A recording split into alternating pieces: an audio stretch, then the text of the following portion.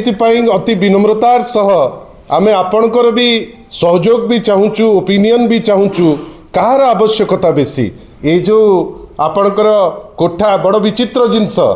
जे pollution बढ़ी जाउची बेली तंदूर को अटका गला किंतु बिल्डिंग पर बिल्डिंग घोषणा करा जाइछि जार भित्तिप्रस्तर माननीय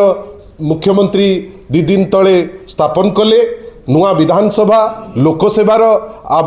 भवन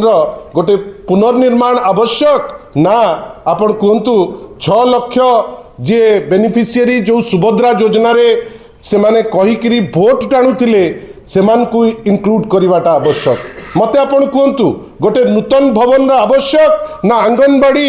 जो भौणी माने वर्तमान दरमा न पाई राजरास्ता रे बसचंती तांको दरमाटा आवश्यक मते कहतु जे लोकसभा भवन आउथरे नुआ करिकरी ताकू कॉन्ट्रैक्टर बा ऑफिसर कर सुविधा पाई आपण बेसी चिंतित हवा दरकार ना स्कूल यूनिफॉर्म जोटा कुनी कुनी पिलांकु पहुंची जीवा कथा 8 मास तळु सेटार आवश्यकता बेसी ना ए जिनिसर आवश्यकता बेसी मते आपण कहतु 12 लाख रेशन कार्ड पाई अपेक्षा करी बसचंती सेटा आवश्यक ना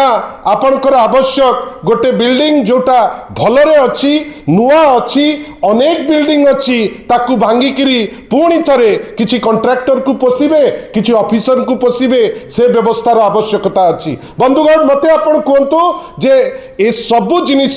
जोटा गौतम भाई भारी सुंदर करी आपण पाखे थोइले ये जो व्यवस्था वर्तमान जमती चली जो भेलिकी से देखेबा को चाहूचंती नूतन लोकसेवा भवन आउ विधानसभा नारे आपण भावंतु कृषक भाई माने तांको पाखरु खरीफ रे ए जो खरीफ रे एपर्यंत 17% आपणकर कृषक भाई भौणी मान ठारू आपणकर आज पर्यंत 24% आपणकर प्रोक्योर होईची धान 17 भाग चाषी ठारू आपणकर आमे धान उठेई पारुचे जहा कहिले 8टी जिल्ला रे वर्तमान केओस आज पर्यंत खोली नाही टिके भाबी देखंतु ठीक से डबल इंजिन सरकार छत्तीसगढ़ रे अच्छी टार्गेट रखी 80 लाख मेट्रिक टन प्रोक्योर करिबो खरीफ सीजन रे केते करिछि जानिचंती 96 लाख मेट्रिक टन अपर पक्ष रे कोन सेही double engine puncture double engine जोटा ओडिसा रे अच्छी कोन हिची से जगह रे एठी आपनकर कहिथिले 73 लाख मेट्रिक टन आज जे तार प्रोक्योरमेंट आपनकर भाबंतु 17 भाग चासी 24% प्रोक्योरमेंट हेची मोर कहबार अछि आवश्यकता कहार बेसी को जिनिस हवा दरकार।